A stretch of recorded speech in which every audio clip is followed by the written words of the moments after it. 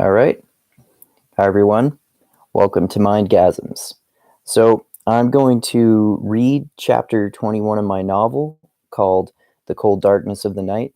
And for those of you who don't know, it's my novel that I wrote about a guy who leaves a life of crime when his wife gets pregnant with their daughter, but then gets pulled back into it when their daughter gets kidnapped and easily slips back into his violent ways.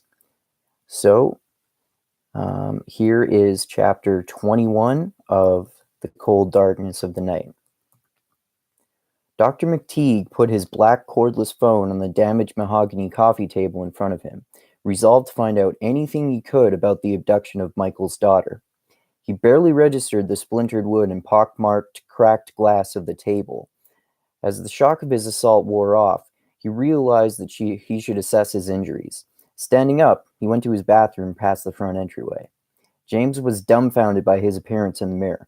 Blood dripped from his nose, which was clearly broken. The cartilage was dented and bent at an unnatural angle. His glasses hung awkwardly on his face, each side sagging. The nosepiece had cracked and almost separated, a split starting at the top and stopping just before the bottom. His face was drenched in blood, including his neck and the top of his shirt. Flecks of crimson speckled his clothes and intermingled in his hair. The red liquid had splashed all over the place when he was thrown around and beaten like a rag doll.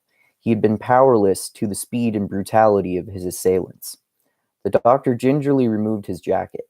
Extending his arms to remove the sleeves made him wince in pain. He gritted his teeth before lifting his shirt up to survey the damage to his torso. There were huge, dark purple bruises on his upper ribs. He thought that they were probably cracked or broken. The doctor turned around to look at his back. Smaller bruises smattered the rest of his upper body. The broken man picked up his coat and walked back into the living room. He sat up in his chair to contemplate his circumstances. He knew that he had to treat his wounds, but decided that it would have to wait. If he discovered any important information, he could help save a girl's life.